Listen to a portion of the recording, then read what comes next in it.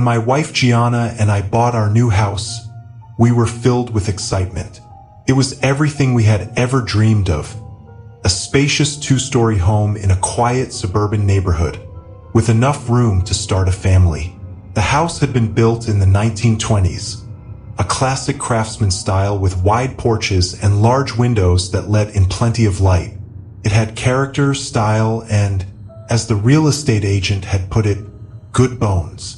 From the moment we stepped inside, I could tell Gianna had fallen in love with it.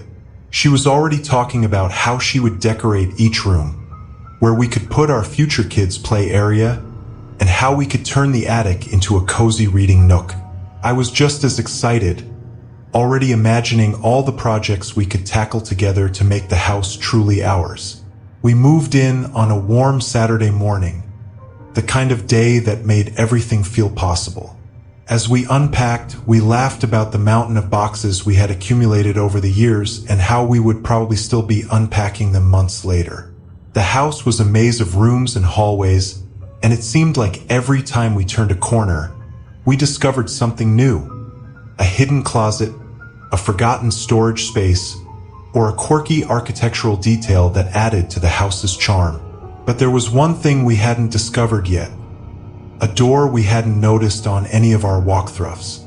A door that led to a room we didn't know existed. A few days after we had moved in, we found the door. We had spent the morning unpacking boxes in the living room and decided to take a break to explore the upstairs. We were still trying to get a feel for the layout of the house, so we wandered from room to room, discussing what we could do with each space. As we reached the end of the hallway, I noticed something strange. The hallway seemed to extend further than I remembered, leading to a small, narrow door at the very end. It was tucked away in a corner, almost hidden behind a tall antique cabinet that the previous owners had left behind. "Did you see this before?" I asked Gianna, pointing to the door. She shook her head, frowning. "No, I don't remember this at all. Do you think it leads to the attic?" "Maybe," I replied, though I was certain we had already found the attic entrance in a different part of the house. "Let's take a look." The door was old, the paint peeling, and the wood slightly warped. It didn't match the rest of the house, which had been meticulously maintained. I had to push hard to get it open, the door groaning on its rusty hinges as it swung inward. The room beyond was small, almost claustrophobically so. The floor was covered in a thick layer of dust, and there was a single narrow window at the far end, but it was so grimy that it barely let any light in. The air was stale, heavy with the smell of mildew and something faintly metallic, like old blood. Gianna wrinkled her nose as she stepped inside, her hand covering her mouth. "This is strange," she murmured, her voice muffled. "Why would they block this off?" I didn't have an answer. The room felt wrong, like it didn't belong in the house. It was cold, despite the warmth of the day outside, and there was a sense of stillness that made my skin prickle. As we explored the room, we found nothing of interest. Just an old, broken chair in one corner and a small, cracked mirror on the wall. But there was something about the space that made me uneasy, like we were intruding on something that didn't want to be disturbed. Gianna shivered and rubbed her arms, glancing at the door. "Let's go," she said, her voice tight. "I don't like it in here." I didn't argue. We left the room, closing the door behind us, and tried to forget about it as we continued our tour of the house. But the memory of that cold, dark space lingered in the back of my mind like a shadow that refused to fade. Over the next few weeks, we settled into our new home. Life was good, better than it had been in years. Gianna and I spent our evenings cooking together, watching movies, and planning our future. The house felt like a fresh start, a place where we could build the life we had always wanted. But then the noises started. It began with small things. A faint creaking sound in the middle of the night, like someone walking down the hallway. I chalked it up to the house settling or maybe a draft moving through the old walls. But as the days went on, the noises became more frequent, more distinct. One night, I was lying in bed, half asleep, when I heard it again. The sound of footsteps, slow and deliberate, moving down the hallway. I opened my eyes, my heart pounding in my chest, and listened. The footsteps stopped outside our bedroom door, and I held my breath, waiting for something to happen. But there was only silence. The next morning, I mentioned it to Gianna, but she just shrugged it off. "Old houses make noise," she said, not looking up from her coffee. "You're just not used to it yet." I wanted to believe her, but the unease in my gut told me there was more to it than that. The footsteps had sounded too real, too deliberate, like someone or something was walking through the house. As the days passed, the noises continued. Sometimes I would hear the sound of doors creaking open and closed, even though I knew we had locked them. Other times, I would hear a faint whispering, like someone was talking just out of earshot, their voice too soft to make out the words. But it was the room at the end of the hallway that unsettled me the most. No matter how many times I walked past it, I couldn't shake the feeling that something was watching me from behind that door. The sense of wrongness that had permeated the room when we first found it had only grown stronger, and now it seemed to seep into the hallway itself, like a dark, creeping presence. Gianna noticed it too, though she refused to admit it at first. She would glance nervously at the door as we passed it, her steps quickening as if she couldn't get away from it fast enough. And at night, she would curl up next to me in bed, her body tense, as if she was trying to shut out the noises that filled the house. But we didn't talk about it. We tried to pretend that everything was normal, that the house was just old and full of quirks. But the tension between us grew, fueled by the unspoken fear that something was very, very wrong. The turning point came one night when I woke up to find Gianna sitting up in bed, staring at the door. Her face was pale, her eyes wide with fear, and her hands were gripping the sheets tightly. "Gianna," I whispered, reaching out to touch her arm. "What's wrong?" She didn't respond, her gaze fixed on the door.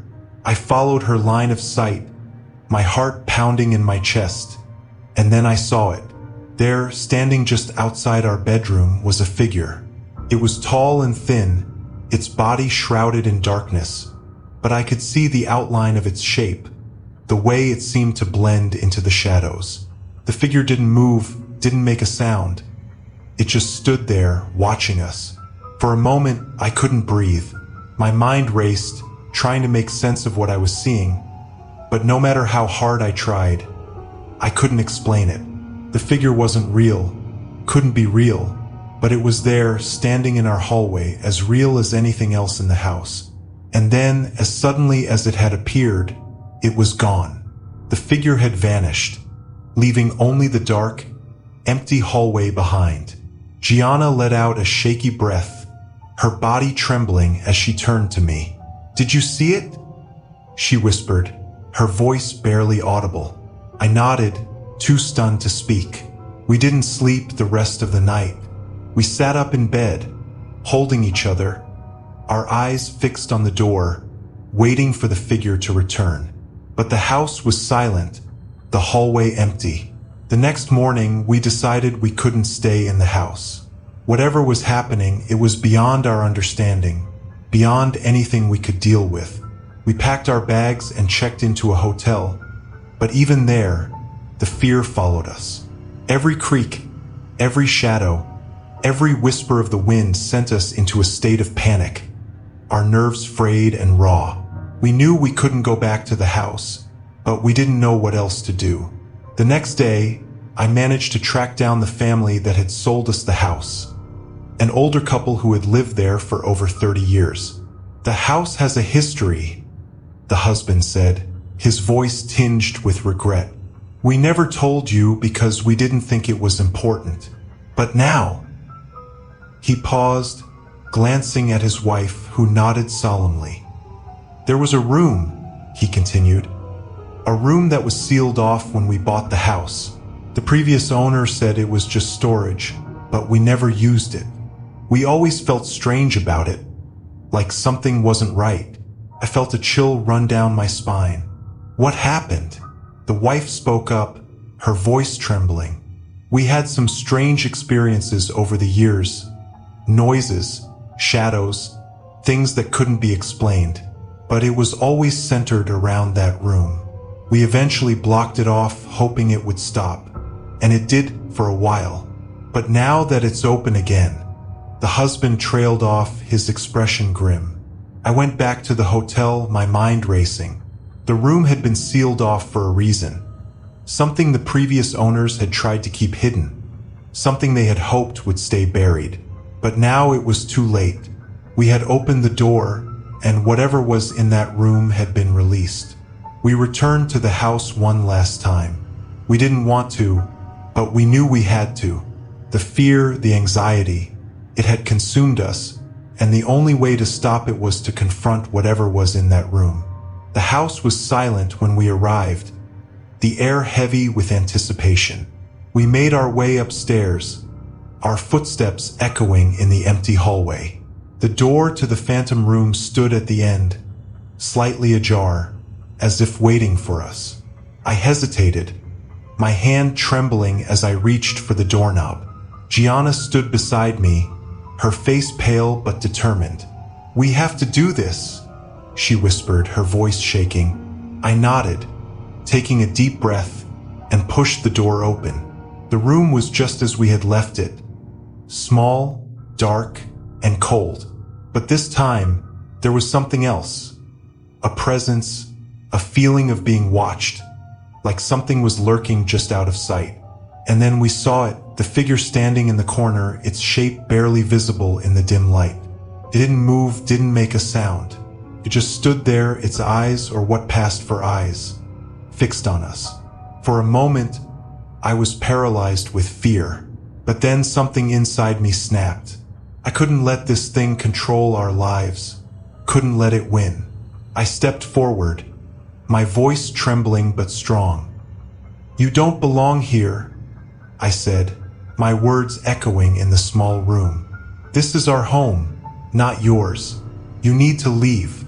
The figure didn't respond, didn't move, but I could feel the tension in the room, the way the air seemed to thicken, like it was resisting. And then, slowly, the figure began to fade. It didn't disappear all at once. It was gradual, like a shadow being erased by the light. But as it faded, the room grew warmer, the sense of dread lifting like a fog being burned away by the sun. Finally, the figure was gone. Gianna let out a breath she hadn't realized she was holding, her body sagging with relief. I turned to her, pulling her into a tight embrace, the fear and anxiety melting away as we held each other. The room was empty now. The room was just a small, forgotten space in an old house, but we knew that whatever had haunted it was gone. We had faced it and we had won. We stayed in the house after that. It took time to recover, to shake off the fear that had gripped us for so long, but we did it together. The phantom room remained, but it was just a room now, a part of the house's history, but no longer a threat. Sometimes, when I walk past it, I still feel a faint chill, a reminder of what we had faced. But it doesn't scare me anymore. It's just a part of our story, a chapter in the life we've built together. And as for the figure, I don't know what it was or why it was there. But I do know one thing. It's gone, and it's not coming back. But sometimes, late at night, when the house is silent and the wind is still, I can't help but wonder, what if it wasn't the only one?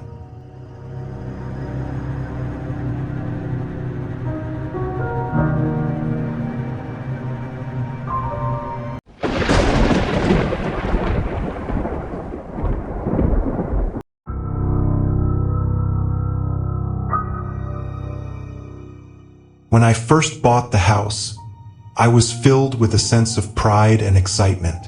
It was my first home, a small place that had been on the market for a while. It needed some work, Nothing too major, just a few repairs and a fresh coat of paint. But that didn't bother me. I was ready to make it my own, to turn it into a space that felt like mine. The house was everything I had been looking for. It had character, history, and enough space for all the things I had collected over the years. The previous owners had left some furniture behind, old pieces that added to the home's antique charm. There was an attic too, which I planned to use for storage once I had gone through all the boxes I had brought with me. The first few days were a whirlwind of unpacking and organizing. I spent most of my time downstairs, getting the kitchen and living room set up, and only ventured into the attic to drop off boxes of things I didn't need right away. The attic was a large, dusty space with exposed beams and a single small window that let in just enough light to see by during the day. It was cluttered with old furniture, paintings, and other odds and ends that the previous owners hadn't bothered to take with them. I didn't think much of it at first. The attic was just another part of the house, and I was too focused on getting everything else in order to worry about it. But that changed on the third night. It started with a noise. I was lying in bed, trying to fall asleep when I heard it. A faint scratching sound coming from above. It was so quiet I thought I was imagining it. But as I lay there straining to listen, the sound grew louder and more distinct. It was coming from the attic. I sat up in bed, my heart starting to race. I told myself it was probably just a rat or some other small animal that had found its way inside. Old houses like this were bound to have pests, and I hadn't had a chance to check the attic thoroughly yet. But there was something about the sound that made my skin crawl, something that didn't feel right. I tried to ignore it, to tell myself it was nothing, but the noise continued, persistent and unrelenting. I knew I wouldn't be able to sleep unless I checked it out, so I reluctantly got out of bed and grabbed a flashlight. The house was eerily silent as I made my way to the attic stairs, the only sound the creaking of the floorboards beneath my feet. When I reached the door, I hesitated, my hand hovering over the doorknob. Part of me wanted to turn around, to go back to bed and pretend I hadn't heard anything, but I knew I couldn't. I opened the door, and the scratching sound grew louder, echoing down the stairs. My heart was pounding in my chest as I climbed the narrow steps, the beam of my flashlight cutting through the darkness.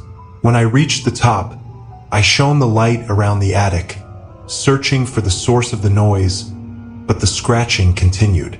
I followed the sound, weaving my way through the maze of boxes and furniture until I reached the far corner of the attic. There, hidden behind a stack of old paintings, was a small wooden door I hadn't noticed before. The door was old, the wood warped and splintered, and it looked like it hadn't been opened in years. The scratching sound was coming from behind it, faint but insistent, like something was trying to get out. I reached for the doorknob, my hand trembling, and slowly turned it. The door creaked open, revealing a dark, narrow passageway that led to a small hidden room. My flashlight flickered, the beam casting long shadows across the floor as I stepped inside. The room was small, barely big enough to stand in, and the walls were lined with old, faded wallpaper. The air was thick and musty, the smell almost overpowering. In the center of the room was a single small bed, the sheets tattered and stained with age. But what caught my attention was the figure sitting on the bed. It was a woman, her skin pale and sickly, her hair matted and unkempt. She was hunched over, her back to me, and she was scratching at the wall, her fingers digging into the plaster.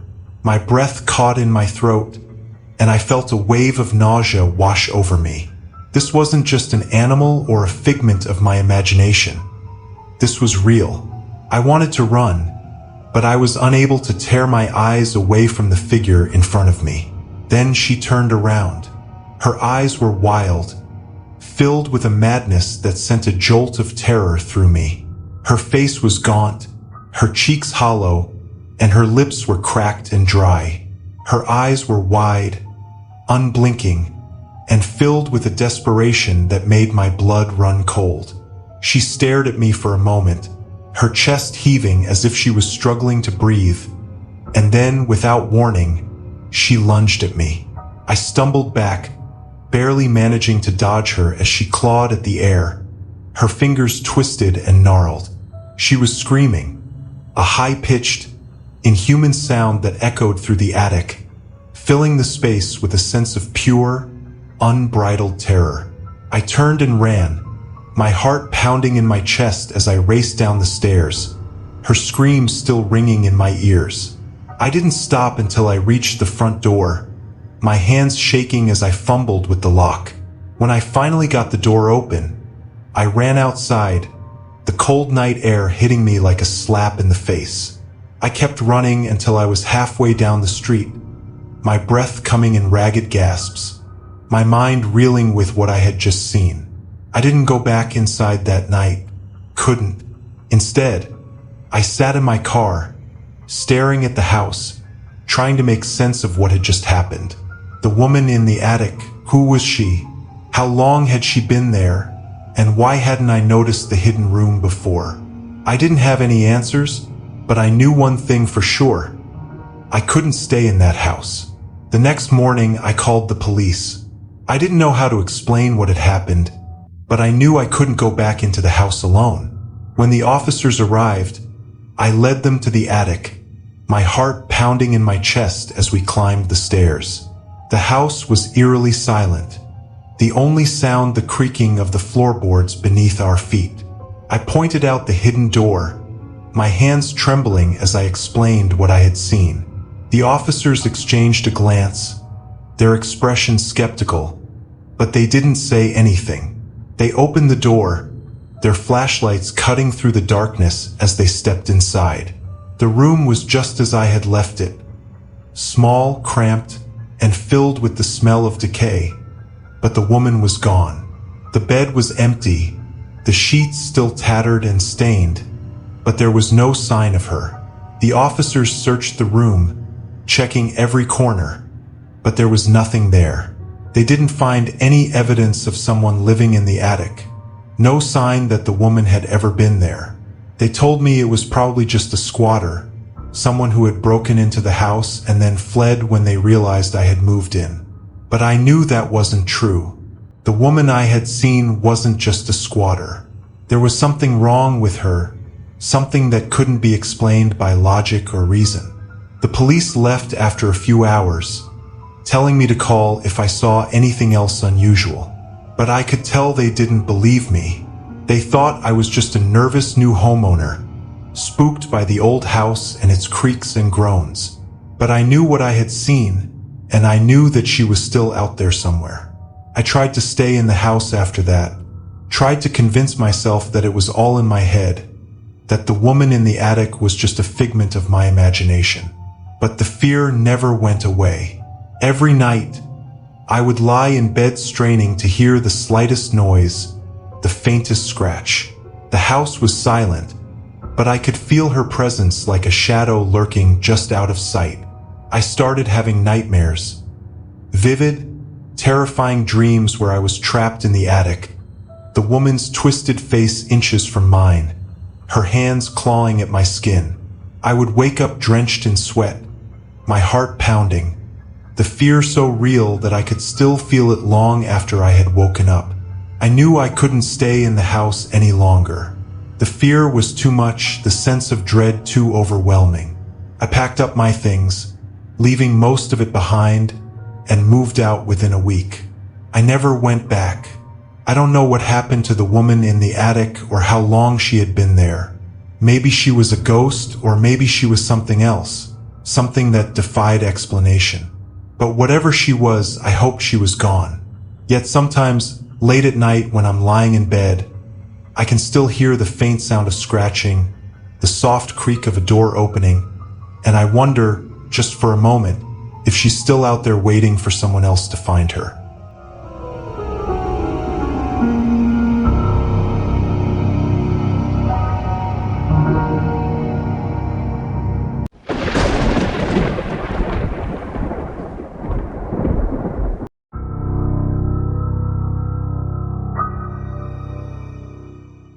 was 12 years old when my family moved to rural Louisiana. My dad had just gotten a new job, and we were leaving behind the bustling suburbs for a quieter, slower life in the countryside. At the time, I wasn't thrilled about it.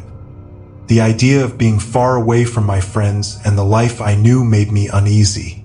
But my parents kept saying it would be good for us, a fresh start. The house was old, a two-story wooden structure that creaked with every step and groaned under the weight of the wind. It sat on a large plot of land surrounded by thick woods that stretched as far as the eye could see. There were no other houses in sight, just trees and more trees. The nearest neighbor, my dad said, was about half a mile down the road. For the first few days, everything was normal. We unpacked our things, settled into our new rooms, and tried to get used to the quiet that seemed to hang over the place like a heavy blanket. At night, the silence was almost unbearable. No distant hum of traffic, no late-night chatter from the neighbors, just the sound of the wind rustling through the trees and the occasional creak of the old house. But then something strange started happening. It began with our dog, Rusty. He was a big, friendly golden retriever who had always been more interested in belly rubs than anything else. However, after we moved, he became different, nervous and jumpy, always on edge. He would sit by the window, staring out into the woods, his ears perked up as if he was listening for something. At night, he would bark long, deep barks that echoed through the house, waking us all up. At first, my parents thought it was just the new environment that Rusty was adjusting to, the unfamiliar sounds and smells. But as the days went on, his behavior only got worse. He would refuse to go outside at night, his tail tucked between his legs, and he would growl at the slightest sound. My dad tried to calm him down, saying it was just animals in the woods, but I could tell he was starting to get worried too. And then we met Nolan. It was a Saturday morning when Nolan showed up. My dad and I were outside working on the fence that ran along the edge of our property when we saw a figure approaching from the road. At first, I thought it was just one of the workers who had been helping with the move, but as he got closer, I realized I didn't recognize him. Nolan was an older man, probably in his late 50s or early 60s, with gray hair that was thinning at the top and a face that looked like it had seen too much sun. He wore a faded plaid shirt and jeans that were frayed at the hems, and he walked with a slight limp. But what struck me most were his eyes, pale blue, almost gray and sharp, like they were always watching, always calculating. "Morning," he said, his voice rough like gravel. He smiled, but it didn't reach his eyes. "You must be the new folks." "That's right," my dad replied, wiping sweat from his brow. "Just moved in last week. I'm John, and this is my son." Nolan nodded, his gaze flicking to me for just a second before settling back on my dad. "Name's Nolan. Live down the road a bit. Thought I'd come by and say hello." "Nice to meet you," my dad said, extending a hand. Nolan shook it, but there was something off about the way he did it. Too firm, too quick, like he was just going through the motions. His eyes darted around the yard, taking in everything, and for a moment, I thought I saw a flicker of something. Interest, curiosity, maybe even a little bit of hunger. "You folks settling in all right?" Nolan asked, still looking around. "Yeah, we're getting there," my dad said, forcing a smile. "The house needs a bit of work, but it's a nice place." Nolan nodded, his eyes finally resting on me. "Y'all be careful out here. These woods can be tricky, especially for kids." There was something in the way he said it that made my skin crawl, but I didn't say anything. I just stood there, feeling his gaze on me like a weight. My dad must have sensed my discomfort because he quickly changed the subject, asking Nolan about the area, the neighbors, and the best places to go for groceries. Nolan answered all the questions, but there was something strange about the way he talked. His sentences were clipped, his words carefully chosen, like he was hiding something. After a few minutes, Nolan said his goodbyes and limped back down the road. My dad and I watched him go, and I couldn't help but feel a wave of relief when he finally disappeared from view. But the relief didn't last long. That evening, my dad pulled me aside, his expression more serious than I had ever seen it. "I need you to listen to me, son," he said, his voice low. "I don't want you going anywhere near that man. You hear me? If you see him, you stay away." I frowned, confused. Why? He seemed nice enough. My dad shook his head, his jaw tightening. "There's something off about him. I can't explain it, but I don't trust him, and I don't want you getting mixed up with him. Understand?" I nodded, but the unease in my stomach only grew. My dad wasn't the kind of person to get spooked easily, and seeing him this concerned made me worry even more. That night, Rusty started barking again, louder and more frantic than ever. He was pacing back and forth in front of the window, his ears flat against his head, growling at something outside. I tried to calm him down, but he wouldn't stop, his eyes fixed on the darkness beyond the glass. I peered out the window, but all I could see were the trees swaying in the wind, the branches casting long, twisted shadows across the yard. There was nothing out there, at least nothing I could see. But Rusty knew something was there, and whatever it was, it terrified him. I didn't sleep much that night. Every time I closed my eyes, I saw Nolan's face, those cold, calculating eyes staring back at me. I kept hearing his voice in my head, telling me to be careful, warning me about the woods. Every time I thought of him, a chill ran down my spine. A few days later, I was lying in bed, trying to fall asleep when I heard it.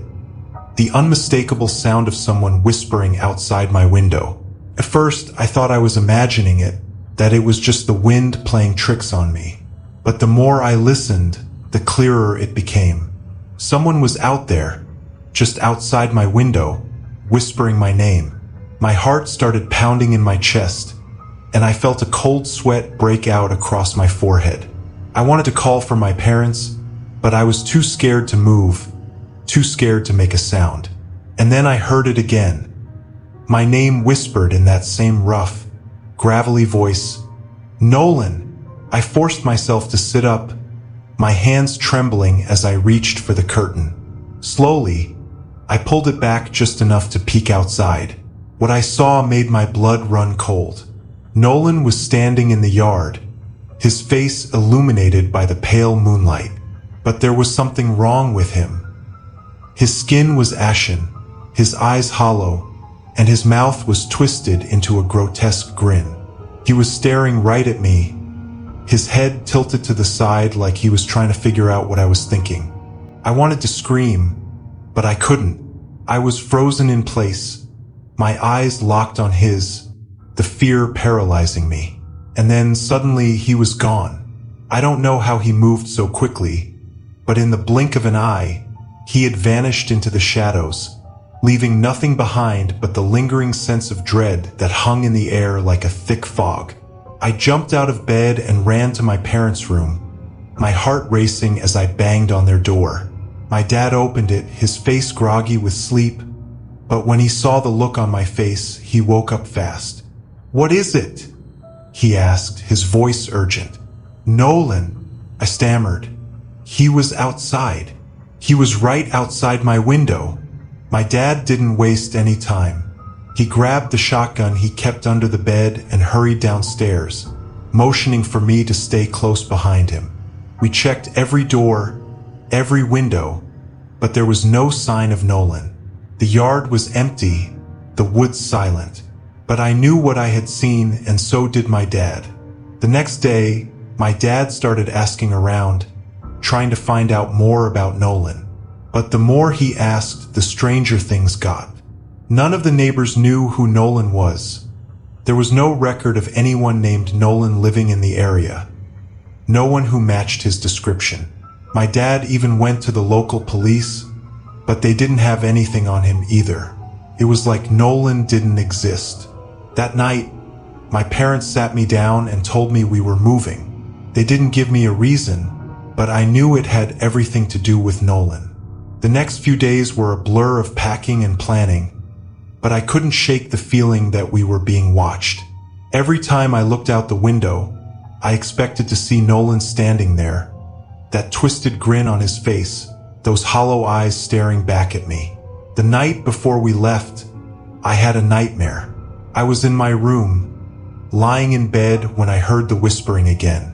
I opened my eyes, and there was Nolan standing at the foot of my bed, his face inches from mine. He was whispering my name over and over, his breath cold on my skin. I woke up drenched in sweat, my heart pounding in my chest. I sat up, trying to catch my breath, but the fear was still there, gnawing at my insides. I didn't sleep the rest of the night. The next morning, we loaded up the car and left the house behind.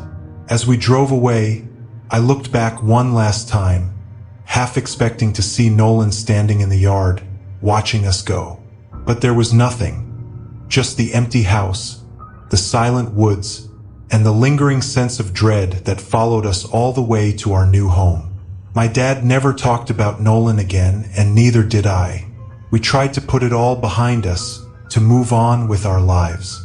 But I could never forget those hollow eyes, that twisted grin, the sound of his voice whispering my name. Sometimes, late at night, when the world is quiet and the darkness presses in, I can still hear him calling out to me from the shadows.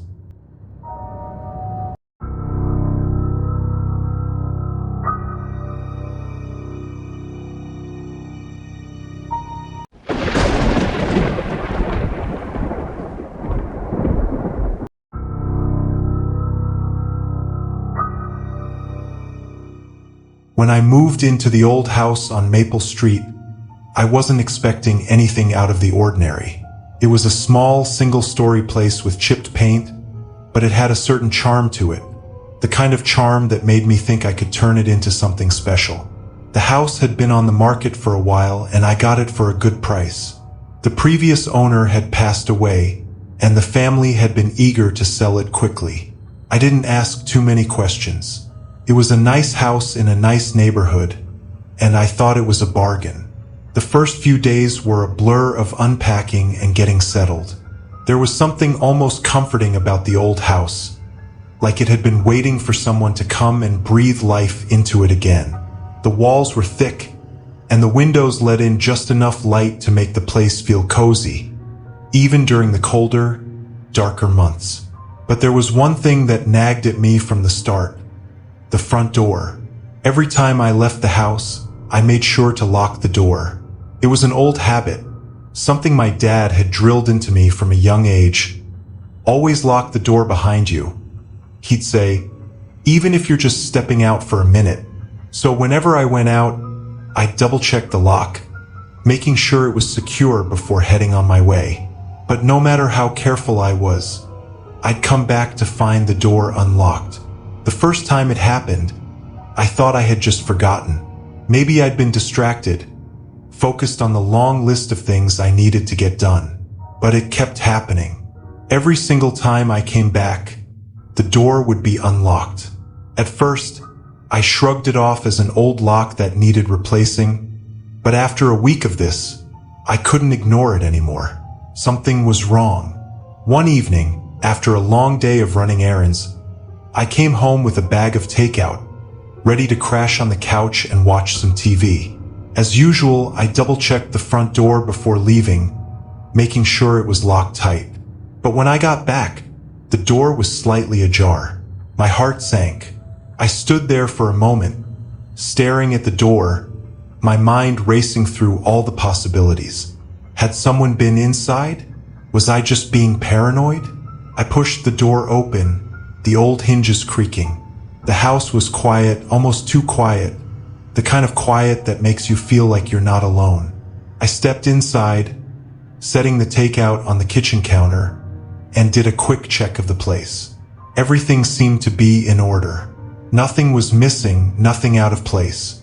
But the air felt different, heavier, like something was hanging in the atmosphere just out of reach. As I was about to head to the living room, I heard a noise from the basement. It was faint, barely audible, but enough to make my skin crawl. A soft, rhythmic creaking sound, like wood rubbing against wood. I hesitated at the top of the basement stairs, my hand hovering over the light switch. I didn't want to go down there. The basement was the one part of the house I hadn't fully explored. It was cold and damp, with low ceilings and exposed pipes that made it feel more like a dungeon than a storage space. But the sound persisted, and I knew I couldn't ignore it. I flicked on the light, and the bare bulb cast a dim, yellowish glow over the stairs. The creaking grew louder as I descended, each step sending a shiver down my spine. When I reached the bottom, I saw it. In the corner of the basement, half covered in shadows, was a rocking chair. It was old, with peeling paint and a sagging seat, but it was unmistakable. My heart skipped a beat as I recognized it. It was identical to a chair I had thrown out before moving in. I stared at it, trying to make sense of what I was seeing. How had it gotten here? Who had brought it into the house? And why was it rocking ever so slightly back and forth? My hands were shaking as I reached out to touch it, but as soon as my fingers brushed against the wood, the chair stopped moving. The basement fell silent, the air thick with the smell of mildew and something else. Something sweet and sickly, like old perfume. I backed away, my heart pounding in my chest, and hurried up the stairs, slamming the door behind me. I didn't go back down there that night. Instead, I locked every door and window, double-checked the locks, and tried to convince myself that I was overreacting. But deep down, I knew something was wrong. That night, I couldn't sleep. Every time I closed my eyes, I saw the chair rocking back and forth in the corner of the basement. I tossed and turned, the unease gnawing at me, until finally, I drifted off into a restless sleep. It must have been the middle of the night when I woke up to the sound of creaking. My eyes snapped open, and for a moment, I was disoriented, unsure of where I was. But then I heard it again, the unmistakable sound of wood rubbing against wood, coming from the basement. I sat up in bed, my heart racing. The house was dark, the only light coming from the moon filtering through the curtains. The sound was faint, but it was there, steady and rhythmic. I didn't want to go down there. I didn't want to face whatever was making that noise. But I knew I couldn't ignore it. Not this time. I grabbed my phone, the small screen casting a weak light as I made my way down the hall. My hand trembled as I reached for the basement door, every instinct screaming at me to turn back. But I opened the door. The creaking was louder now, echoing up the stairs, each sound making my heart skip a beat. I took a deep breath, trying to steady myself, and slowly made my way down the stairs. The basement was cold, damp, and eerily silent. The chair was still in the corner, exactly where I had seen it before.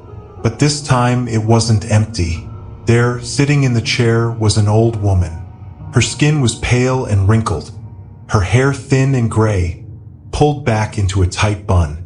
She wore a faded dress that looked like it belonged to another era, and her hands were folded neatly in her lap. But it was her eyes that terrified me the most. Cloudy, vacant, staring straight ahead, as if she didn't see me at all. The chair rocked back and forth, the rhythmic creaking filling the air. She didn't move, didn't acknowledge me in any way. She just sat there, her gaze fixed on some point in the distance. I couldn't move, couldn't breathe. I was frozen in place, my mind screaming at me to run, to get out of there, but my body refused to obey. And then, slowly, she turned her head. Her eyes locked onto mine, and I felt a cold wave of fear wash over me. Her mouth moved, her lips parting slightly as if she was trying to say something, but no sound came out. For what felt like an eternity, we just stared at each other, the creaking of the chair the only sound in the basement. And then the rocking stopped. The basement fell silent, the air thick with tension. I blinked, and when I opened my eyes, the chair was empty. The old woman was gone.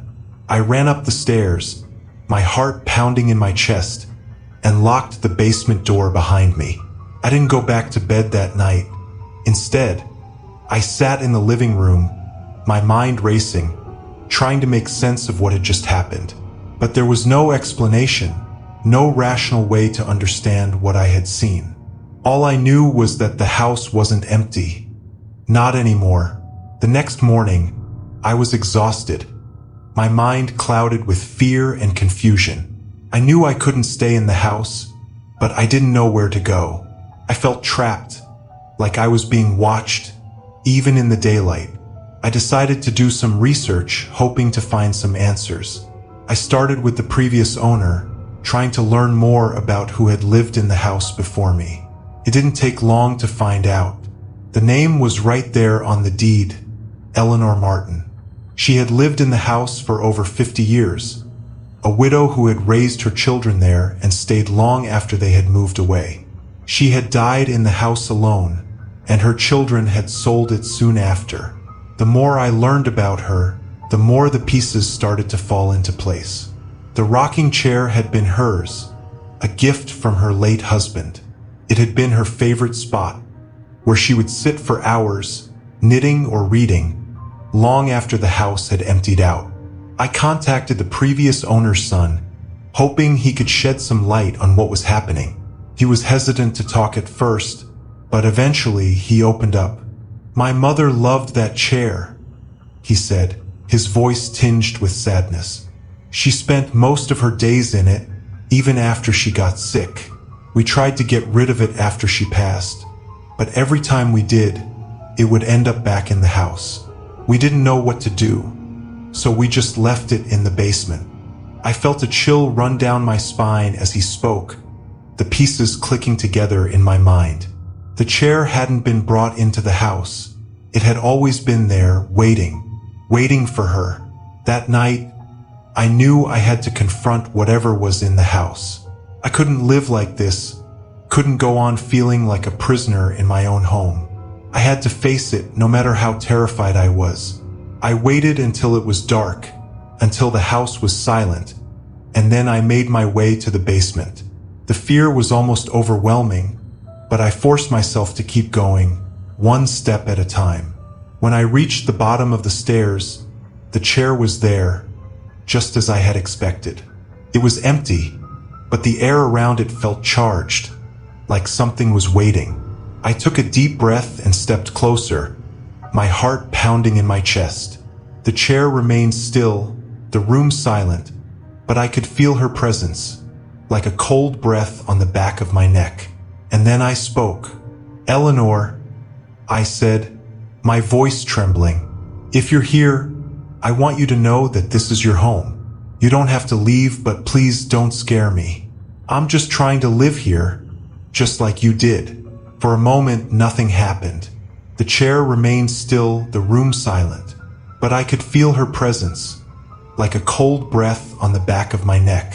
I stepped back, my breath catching in my throat. The chair rocked back and forth, the creaking sound filling the room. But this time, it didn't feel threatening, felt peaceful. The room grew colder, the air thickening with the scent of old perfume, and I knew she was there. But this time, I wasn't afraid. I watched the chair rock for a few minutes, my fear slowly ebbing away. And then, as suddenly as it started, the rocking stopped. The basement fell silent, and I felt a sense of calm wash over me. I knew in that moment that Eleanor was at peace. The next day, I moved the chair out of the basement and into the living room, placing it by the window where the sunlight could reach it. I never saw the old woman again, but sometimes, when the house is quiet and the wind is still, I hear the faint sound of the chair creaking, rocking back and forth, and I know that Eleanor is still there, watching over her home, just like she always did.